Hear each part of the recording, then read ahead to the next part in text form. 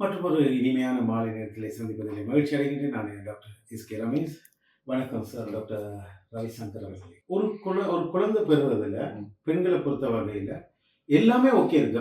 ஆணுடைய மாட்டுத்தன்மை இல்லை, அவருக்கு ஸ்பெர்ம் கவுண்ட் எல்லாம் நல்லா இருக்குது. எங்களுக்கு குழந்தை இல்லைன்னு சொல்லுவாங்க. ஒரு 28-30 வயசு ஆகும். அது என்ன காரணம்? லேடிஸோட இஷ்யூ தான். ஆமா, லேடிஸோட இஷ்யூ தான். லேடிஸ்ல நம்ம காமனா பார்க்குறது இப்போ பிசிஓடின்னு ஒரு இஷ்யூ இருக்கு. அது லைஃப் ஸ்டைல் டிசீஸ்னு சொல்லுவாங்க. ஸோ யூஸ்வலி நம்ம லைஃப் ஸ்டைல் டிசீஸ்னு சொல்லும்போது இந்த கேன்சர், பிபி, ஹார்ட் ப்ராப்ளம் இதுதான் நம்ம மைண்ட்ல ஃபர்ஸ்ட் வரும். பட் பிசிஓடின்னு சொல்றது இப்போ ஒரு பெரிய விஷயம் தான் வந்துட்டு இருக்கு. பிகாஸ் நமக்கு இப்போ எக்ஸசைஸ் இல்லை, ஃபாஸ்ட் ஃபுட் ஜாஸ்தி கன்சியூம் பண்றாங்க, இந்த சுகர் ஜாஸ்தி கன்சியூம் பண்றாங்க. ஸோ இந்த மாதிரி ஹேபிட்ஸ்னால நம்ம பாடி ஷேப் அதோட ஹார்மோன் செக்ரேஷன்லாம் சேஞ்ச் பண்ணி இப்போ இந்த பிசிஓடின்னு ஒரு இஷ்யூ இருக்கு. அதுதான் லேடிஸ்ல காமனா தெரியுது. அதனால ஓவலேஷன் கரெக்டா நடக்கல. சோ இதுதான் இன்ஃபர்டிலிட்டிக்கு ஒரு ரீசன் மாதிரி சேஞ்ச். இப்ப தைராய்டு ஏதாவது ஒரு வகையில பங்களிப்பு செலுத்துமா குழந்தைங்க? நம்ம தைராய்டு ஹார்மோன்ஸ் சஃபிஷியன்ட்டா செக்ரேட் பண்ணலைன்னா அதுவும் நம்ம ஃபர்டிலிட்டியை பாதிக்கும். சப்போஸ் தைராய்டு சஃபிஷியன்ட் இல்லாம நம்ம கன்சீவ் ஆனா கூட அது குழந்தையோட டெவலப்மெண்ட்க்கும் பாதிக்கும். அந்த காலத்துல இந்த மாதிரியான ப்ராப்ளத்தை மக்கள் அதிகமா சந்திக்கல. இன்னைக்கு பாத்தீங்கன்னா மக்களுக்கு பெரும் பிரச்சனையா இருக்கு குழந்தையின்மை.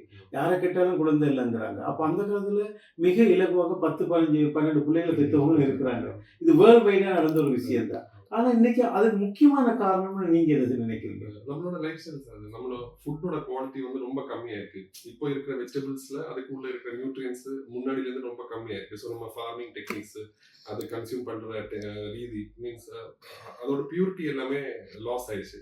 ஸோ அதே மாதிரி நம்ம எக்ஸசைஸ் பாடி அவ்வளோ மூவ்மெண்ட் இப்போ இல்லை. எல்லா ஃபெசிலிட்டிஸ் நமக்கு டோர் கிட்ட தான் இருக்கு. இப்போ ஃபுட் வேணும்னா ஆர்டர் பண்ணலாம், கார் வேணும்னா நம்ம கேட் கிட்ட வரும். ஸோ இந்த மாதிரி எல்லா ஃபெசிலிட்டிஸ் இன்க்ரீஸ் ஆனதுனால நம்ம பாடி மூவே ஆகல. So like that many issues நம்ம பாடியோட இது ரெடியூஸ் பண்ணிட்டு இருக்காங்க. ஸ்பெர்ம் குவாலிட்டி கம்மியாயிட்டே இருக்கு. எல்லா 10 வருஷம் நம்ம ஆவரேஜ் கவுண்ட் எடுத்தா ஸ்பெர்ம் குவாலிட்டி கம்மியாயிட்டே இருக்கு. லேடிஸோட பீரியட்ஸும் அவங்களோட ஓவலேஷன் கம்மியாயிட்டு இருக்கு.